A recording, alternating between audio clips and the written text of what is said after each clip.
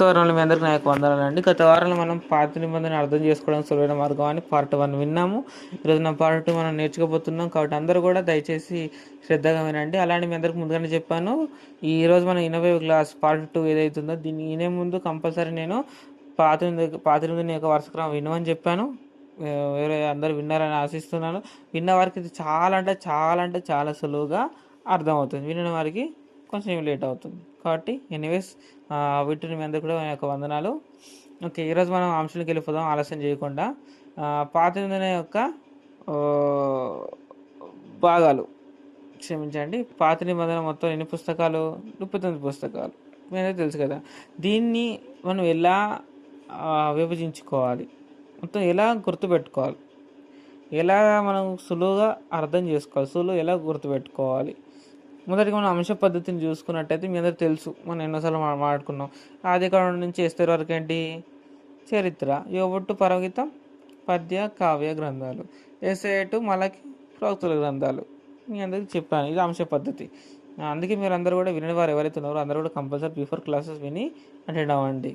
Next 39 పుస్తకాలు ఏవైతే ఉన్నాయో పాత అనేవి 39 పుస్తకాలను మొత్తం 10 భాగాలు డివైడ్ చేస్తున్నాను. 10 భాగాలుగా డివైడ్ చేస్తున్నాను. కంపల్సరీ వినండి. పాత నిబంధన వరుస క్రమం లాగానే ప్రింట్ ఉంటుంది, కాకపోతే ఏంటంటే అది వరుస క్రమం లాగానే గుర్తుపెట్టుకోండి. ఇదేంటంటే సులువుగా అర్థం చేసుకోవడానికి, సులువుగా గుర్తుపెట్టుకోవడానికి నేనేం చేశాను అంటే సులువుగా గుర్తుపెట్టుకోవడానికి దీన్ని సపరేట్ చెప్తున్నాను. అది వరుస క్రమంగా గుర్తుపెట్టుకోండి. ఇదేమో సులువుగా గుర్తుపెట్టుకోవడానికి దీన్ని నోట్ చేసుకోండి. ఒక మొదటి పాయింట్ వచ్చేసి మొత్తం 10 భాగాలు. 10 భాగాలు మనకు 39 పుస్తకాలు మొత్తం 10 భాగాలు డివైడ్ చేస్తున్నాను. మొదటి భాగం వచ్చేసరికి ఏంటంటే జలప్రళయంకు ముందు జరిగిన సంఘటనలు. ఎక్కడి నుంచి? ఆదికాండం 1వ అధ్యాయం నుంచి 7వ అధ్యాయం వరకు మీ అందరికి తెలుసు. ఓకే, సెకండ్ అధ్యాయాలు చెప్పకుండా మీకు తెలుసు, కాకపోతే ఏంటంటే చెప్తున్నాను, రాసుకోండి. జలప్రళయకు ముందు జరిగిన సంఘటనలు ఆదికాండం 1వ అధ్యాయం నుంచి 7వ అధ్యాయం వరకు. సెకండరీ జలప్రళయం అనంతరి కాలము అంటే జలప్రళయం తర్వాత జరిగిన సంఘటనలు. జలప్రళయం అనంతరం జరిగిన కాలం. జలప్రళయం అనంతరి కాలము అంటే తర్వాత కాలం, జలప్రళయం జరిగిన తర్వాత కాలం. ఎక్కడి నుంచి? నోహు కాలం నుండి తెరేహు వరకు అని చిన్న బ్రాకెట్ పెట్టుకోండి. జలప్రళయము అనంతరి కాలము లేదా జలప్రళయం జరిగిన తర్వాత జలప్రళయం కాలము పెట్టుకొని బ్రాకెట్లో నోహు టు తెరాహు కాలం వరకు అని పెట్టుకోండి. ఇది ఎక్కడ కనబడుతుంది? ఆదికాండం 8వ అధ్యాయం నుంచి 11వ అధ్యాయం వరకు. ఓకేనా. నెక్స్ట్ థర్డ్ పాయింట్ వచ్చేసరికి అబ్రహాం నుండి ఐగుప్తు వరకు. అబ్రహాం టు ఐగుప్తు వరకు రైట్ పెట్టేసుకున్నట్లనే. ఆదికాండం 12వ అధ్యాయం మొదలుకొని నిర్గమకాండం 15వ అధ్యాయం వరకు. మరొకసారి అబ్రహాము కాలం మొదలుకొని ఐగుప్తు వరకు. ఆదికాండం 12వ అధ్యాయం నుంచి నిర్గమకాండం 15వ అధ్యాయం వరకు. దీంట్లో మనం చూసుకున్నట్లయితే యోబు గ్రంథం కూడా ఇంక్లూడ్ అవుతుంది. మనం తెలుసు, మనం ఆడుకున్నాం. యోబు గ్రంథం కూడా పితల కాలానికి చెందింది కాబట్టి యోబు గ్రంథం కూడా దీంట్లోనే వస్తుంది. ఓకే, మీరు 39 పుస్తకాలను మీరు ఏం చేస్తారంటే ఒక పేపర్ మీద రాసుకోండి. ఈ బుక్స్ అని కట్ చేసుకోండి. ఆదికాండం అయిపోయింది. 12వ అధ్యాయం ఆదికాండం 12వ అధ్యాయం నుంచి నిర్గమకాండం 15వ అధ్యాయం వరకు అంటే ఏంటిది? ఇక్కడ ఆదికాండం అయిపోయింది. ఆదికాండం కట్ చేసుకోండి. నెక్స్ట్ యోబు ఇందులో భాగంగా యోబు కూడా కట్ చేసుకోండి. నెక్స్ట్ నిర్గమకాండం 16వ అధ్యాయం నుంచి బ్యాలెన్స్ ఉంది. ఓకేనా. దాని నుంచి మాడుకునే ముందు ఈ యొక్క అబ్రహాం కాలం మొదలుకొని ఐగుప్తు వరకు అని చూసుకున్నాం కదా.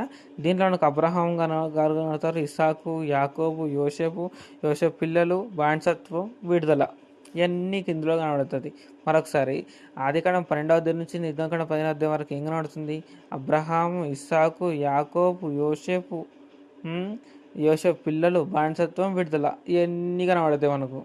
అలానే యోబు గారి జీవితం కూడా యోబు పుస్తకాన్ని సపోర్ట్ చేసుకోండి. ఓకేనా. ఫోర్త్ పాయింట్ వచ్చేసరికి అరణ్య ప్రయాణ కాలము అంటే అరణ్యంలో జరిగిన ప్రయాణం గురించి. నిర్గమకాండం 16వ అధ్యాయం, నిర్గమకాండం 16వ అధ్యాయం 40 అధ్యాయం వరకు, అంటే నిర్గమకాండం మొత్తం కూడా, నిర్గమకాండం 16వ అధ్యాయం మొదలుకొని కంప్లీటెడ్. దీంట్లో ఇంక్లూడ్ అయిన పుస్తకాలు ఏంటి? లేవేకాండం, సంఖ్యాకాండం, ద్వితీయోపదేశకాండం. అంతే, 5 పుస్తకాలు అయిపోయినాయి. 6 పుస్తకాలు అయిపోయినాయి. అది కాడ నుంచి ద్వితీయోపదేశకాండం వరకు, అండ్ అక్కడ ఉన్న యోబు, మొత్తం 6 పుస్తకాలు అయిపోయినాయి. ఓకే, నెక్స్ట్ ఐదో భాగం, కానానికి ఎలా చేరారు, ఎలా చేర్చబడ్డారు. ఇది యెహోషువ పుస్తకంలో మనకు కనబడుతుంది. ఓకే, నెక్స్ట్ 6వది న్యాయాధిపతుల కాలము. న్యాయాధిపతుల కాలంలో పుస్తకాలు ఏంటి? న్యాయాధిపతులు, రూతు, 1 సమూయేలు, 9వ అధ్యాయం. సులువుగా అర్థం చేసుకోవడానికి బుక్స్ని ఎలా గుర్తుపెట్టుకోవాలని చెప్తున్నాను. దీని డీటెయిల్గా న్యాయాధిపతుల కాలం ఏంటిది, తర్వాత ఈ కాలంలో ఏం జరిగింది, మొత్తం కూడా వరుస క్రమంలో ఉంటుంది. వరుస క్రమం వినండి కంపల్సరీ. ఓకే, 7th పాయింట్, రాజుల కాలంలో. దీంట్లో 2 భాగాలు, సమైక్య రాజ్యం, విడిపోయిన రాజ్యం. సమైక్య రాజ్యం చూసుకుంటే దాంట్లో 3 రాజులు కనబడతారు. సౌలు మొదటి రాజు, 2వది దావీదు, 3 సొలొమోను. ఇదంతా కూడా సమైక్య రాజ్యం. సౌలు గురించి మనం చూసుకున్నట్టయితే, సౌలు గారి గురించి చూసుకున్నట్టయితే 1వ సమూయేలు 10వ అధ్యాయం నుంచి కనబడుతుంది. 1వ సమూయేలు 10వ అధ్యాయం నుండి మనకు సౌలు గారి గురించి మనకు కనబడుతుంది. ఎక్కడి వరకు కనబడుతుంది? ఆ పుస్తకం మొత్తం కనబడుతుంది. ఆ పుస్తకం మొత్తం కూడా 10వ అధ్యాయం మొదలుకొని 31వ అధ్యాయం వరకు మనకు మొత్తం కనబడుతుంది సౌలు గారి గురించి. నెక్స్ట్ దావీదు గారి గురించి చూసుకుంటే ఎక్కడ కనబడుతుంది? 2వ సమూయేలు అండ్ 1వ దినవృత్తాంతంలో. అలా లింకప్ టు కీర్తనలు ఆల్మోస్ట్ రాసింది ఎవరు?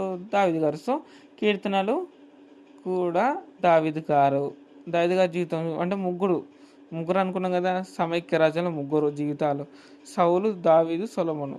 సౌలు గురించి మనం ఆడుకున్నాం. నెక్స్ట్ దావీదు గురించి చూసుకుంటే ఏం కడుతున్నాయి పుస్తకాలు? 2వ సమూయేలు, 1వ దినవృత్తాంతంలో, అండ్ లింకప్ టు కీర్తనలు. ఓకేనా. నెక్స్ట్ సొలొమోను గారి జీవితం చూసుకున్నట్టయితే 1వ రాజులు, అక్కడ వరకు ఏ పుస్తకాలు అయిపోయినాయి? 2వ సమూయేలు వరకు అయిపోయినాయి, అండ్ అదనంగా 1వ దినవృత్తాంతములు, అలానే యోబు, తర్వాత కీర్తనలు కూడా అయిపోయినాయి. నెక్స్ట్ సొలొమోను గారి జీవితం చూసుకున్నట్లయితే ఇక్కడ ఏం కడుతుంది? 1వ రాజులు 1వ అధ్యాయం మొదలుకొని 11వ అధ్యాయం వరకు మనకు కనబడుతుంది. అలానే 2వ దినవృత్తాంతంలో 1వ అధ్యాయం మొదలుకొని 9వ అధ్యాయం వరకు మనకు కనబడుతుంది. అలానే లింకప్ టు సామెతలు, ప్రసంగి, పరమితం. ఓకే, మీ అందరూ తెలిసిన విషయాన్ని. నెక్స్ట్ 8th పార్ట్ వచ్చేసరికి విడిపోయిన రాజ్యంలో ఏం కనబడుతుంది? ఇంతకుముందు 7వది ఏం చూసుకున్నాం? సమైక్య రాజ్యం చూసుకున్నాం కదా. 6వది న్యాయాధిపతుల కాలం, 7వది సమైక్య రాజ్యంలో ఏం రాజుల కాలం కదా, సమైక్య రాజ్యం. నెక్స్ట్ విడిపోయిన రాజ్యం 8వది. ఓకేనా, 8వది విడిపోయిన రాజ్యం. ఇశ్రాయేల్ రాజ్యంలో చూసుకున్నట్టయితే ఇశ్రాయేల్ రాజ్యం కనబడుతుంది. ఇశ్రాయేల్ రాజ్యం చూసుకున్నట్టయితే విడిపోయిన రాజ్యంలో అంటే రెండు రాజ్యాలు కదా మొత్తం. అందులో మొదటి రాజ్యం ఏంటిది? ఇశ్రాయేల్ రాజ్యం గురించి మనం చూసుకుందాం. ఇశ్రాయేల్ రాజ్యం ఇదేంటిది? ఉత్తర రాజ్యంగా పిలువబడింది, అండ్ 10 గోత్రాలుగా మనకు పిలువబడింది. దీని గురించి మనకి ఎక్కడ కనబడుతుంది పర్టికులర్గా అంటే 1వ రాజులు 12వ అధ్యాయం. అంటే వీరి గురించి ఎక్కడ కనబడుతుందో చెప్తున్నాను అంతే. ఇశ్రాయేల్ రాజ్యం గురించి ఎక్కడెక్కడ కనబడుతుంది అంటే 1వ రాజులు 12వ అధ్యాయం మొదలుకొని 22వ అధ్యాయం వరకు, అంటే ఆ పుస్తకం. నెక్స్ట్ ఇంకోటి ఏంటంటే అదే 2వ రాజుల గ్రంథము 1వ అధ్యాయం నుంచి 18వ అధ్యాయం వరకు ఎవరి గురించి కనబడుతుంది? ఇశ్రాయేల్ రాజ్యం గురించి మనకు కనబడుతుంది. అలా లింకప్ టు హోషేయ, ఆమోసు, యోనా. మరొకసారి లింకప్ టు హోషేయ, ఆమోసు, యోనా పుస్తకాలు. అయితే వీరు క్రీస్తుపూర్వం 950లో వీరందరూ కూడా వేరైపోయారు. అంటే ఇశ్రాయేల్ రాజ్యంగా, అలానే యూద రాజ్యంగా, వీరిద్దరు కూడా విడిపోయారు. వీరందరూ కూడా క్రీస్తుపూర్వం 950లో డివైడ్ అయిపోయింది వీరు 2 రాజులుగా. అయితే క్రీస్తుపూర్వం 721లో వీరందరూ ఇశ్రాయేల్ అందరూ కూడా చెరలోనికి వెళ్ళిపోవడం అనేది జరిగింది. క్రీస్తుపూర్వం 721లో అస్సూరు రాజ్యానికి చెరకు ఇశ్రాయేల్ వారు వెళ్ళిపోయారు. వీరిద్దరు కూడా డివైడ్ సమైక్య రాజ్యంగా ఉన్న వాళ్ళు విడిపోయిన రాజ్యంగా ఎప్పుడు మారారంటే క్రీస్తుపూర్వం 950లో. ఓకేనా. నెక్స్ట్ యూద రాజ్యం గురించి మనం చూసుకోవాలి. ఇప్పుడు యూద రాజ్యం గురించి చూసుకున్నట్టయితే సేమ్ 1 రాజులు 12 నుంచి 22 వరకు చూసుకున్నాం కదా. మొదట్లో ఇశ్రాయేల్ గురించి, ఈ యూదుల గురించి కూడా 12 నుంచి 22 వరకు ఉంటుంది. ఎందుకంటే ఇక్కడ యూద రాజ్యం గురించి మాట్లాడతాడు, అక్కడ వెంటనే ఇశ్రాయేల్ రాజ్యం గురించి కూడా మాట్లాడతాడు. సో సేమ్ 1వ రాజులు 12-22 వరకు సేమ్ ఉంటుంది. కానీ 2వ రాజుల గ్రంథం ఏదైతే ఉందో అక్కడ 18వ అధ్యాయం వరకు మాత్రమే ఇశ్రాయేల్ కనబడతారు. కానీ ఇక్కడ ఈ పుస్తకం మొత్తం కూడా కనబడుతుంది. 2వ రాజుల పుస్తకం మొత్తం కూడా కనబడుతుంది. అలానే 2వ దినవృత్తాంతములు రెండవ దినవృత్తాంతాలు 10వ అధ్యాయం నుంచి 36వ అధ్యాయం వరకు కూడా మొత్తం యూద చరిత్ర కనబడుతుంది. లింక్ అప్ టు యోవేలు, యేసయ్య, ఇర్మియా, మీకా, హబకుక్కు, జెఫనియా, నహూము, ఓబద్య. మరొకసారి లింక్ అప్ పుస్తకాలు ఏంటంటే యోవేలు, యేసయ్య, ఇర్మియా, మీకా, హబకుక్కు, జెఫనియా, నహూము, ఓబద్య. ఓకేనా. నెక్స్ట్ నైన్త్ పార్ట్ చెరకాలంలో ఎవరు కనబడతారు? ఏజ్కేలు, దానియేలు కనబడతారు. కానీ ఒక విలప గ్రంథం కూడా చెరకాలంలో కనబడుతుంది. నిజం చెప్పండి, చెరువులకు వెళ్తున్నప్పుడు ఇరిమే గారు విలపించిన విధానం కనబడుతుంది. కాబట్టి విలప కూడా చెరువులో ఉన్నప్పుడు రాయడం పుస్తకంగానే తీసుకోవచ్చు. దాని గురించి ఎక్కువ వివాదం పెట్టుకోకండి. విలప వాక్యము ఆయన చెరలో ఉన్నప్పుడు రాయబడిందా, చెరలోకి వెళ్ళిన తర్వాత రాయబడిందా, చెరకు ముందు రాయబడిందా, దాని నుంచి పెద్ద టెన్షన్ అడగండి. కానీ ఇరిమే గారు అక్కడ ఏం జరుగుతుందంటే విలపించిండు. ఇక్కడ ఎందుకు? చెరలో ఒకప్పుడు మా స్థితిలో ఉండేది, కానీ ఇప్పుడు ఇలా అయిపోయింది, చెరలోకి వెళ్ళిపోయారని బాధపడతాడు. అంటే విలపిస్తాడు ఇరిమే గారు. అదే విషయం ఇక్కడ కనబడుతుంది. సో విలప వాక్యం ఏంటంటే చెరలో ఉన్నప్పుడు రాయబడ్డ పుస్తకం అది పరిగణించుకోవచ్చు. అలానే ఏజ్కేలు, దానియేలు కూడా. కానీ మరి విలప ముందు పుస్తకము మధ్యలో ఉన్న పుస్తకం అనేది దాని గురించి వివాదం పెట్టుకోకండి. ఓకేనా. నెక్స్ట్ లాస్ట్ భాగం వచ్చేసి చెర అనంతరంగా దీన్ని తీసుకుంటాం భాగం. లాస్ట్ పార్ట్ చెర అనంతరము. దీనిలో ఎజ్రా, హగ్గై, జకరియా, ఎస్తేరు, నెహెమియా, మాలాకి మనకు కనిపిస్తాయి. ఓకేనా. మీ అందరికీ కూడా మరొకసారి వందనాలు. మీకు అర్థం కాకపోయినా లేకపోతే మీ పుస్తకాలను డివైడేషన్ అర్థం కాకుండా మరొకసారి క్లాసులు వినండి, అందరికి ఖచ్చితంగా అర్థమవుతుంది. ఓకే, అందరికీ వందనాలు.